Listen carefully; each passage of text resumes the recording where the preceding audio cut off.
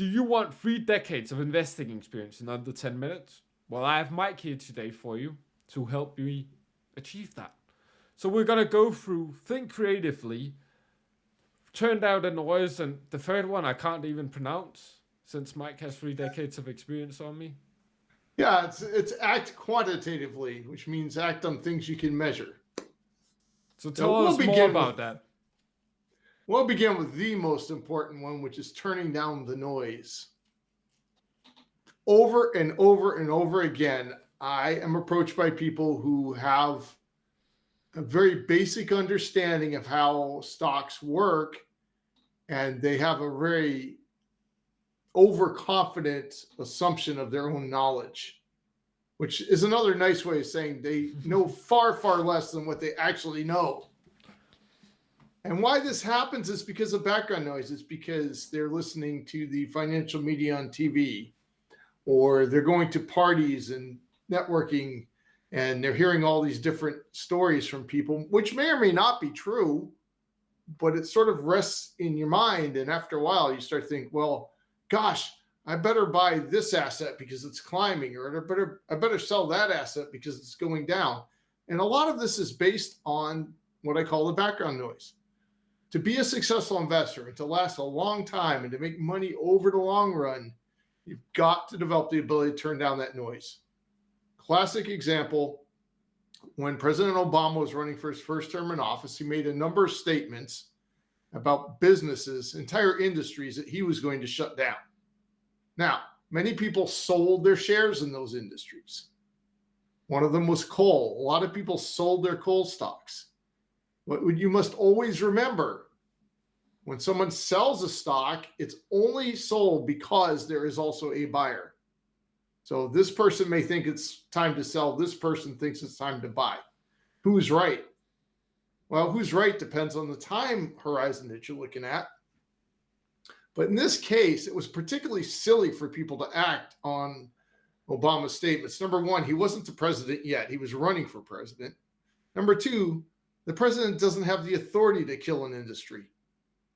That requires the Congress to get behind it. It requires armies of lawyers.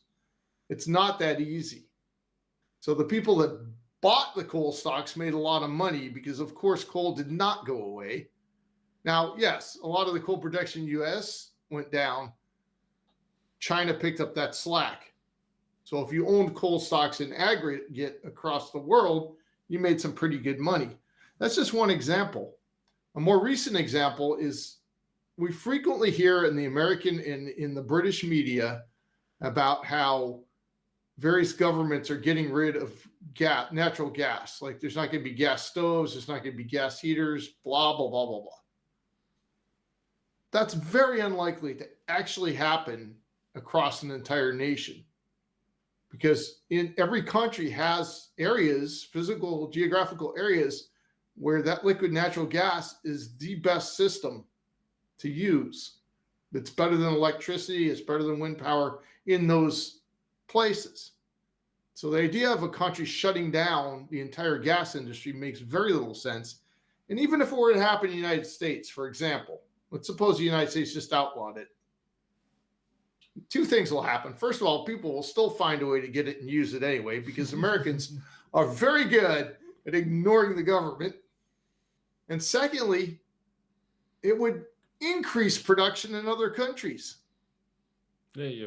Well, right? I think I know some Norwegian fellows that would be very grateful. I think they also have some natural gas up there, most likely. Yeah, and so that's exactly it. So as an investor, you've got to turn down that background noise. You don't want to make your investing decisions based on what politicians are saying, because as we know, most politicians change their opinions depending who they're talking to. And you don't want to listen to paid people on TV, giving reports and whatnot. It's like, well, they're all being paid to say things. So maybe their data is not something you should bank your future on. Well, if you're a person that likes to watch the news a lot, I'd like to ask you one question. How does the news make money? By your viewership and engagement.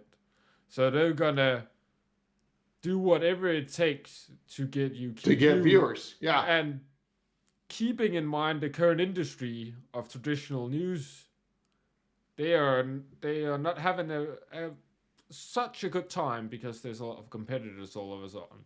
So they're becoming more Right. desperate. And So, if one thing I've learned, don't trust desperate people. right. Now, I didn't say ignore the news. So, everybody listening, I said turn down the noise. You hear a news report, always look behind the scenes and start thinking, what's really going on here? What's happening? Would this affect my investments? Maybe yes, maybe no, but why would it affect? Start thinking behind the scenes, which brings us to act quantitatively. When you buy or sell an asset, whether it's a stock, a bond, a CD, house, a car, whatever you're selling, you make sure that you've figured out the value, what you think that thing is worth. We're going to go into more of this in a future episode, how to do that.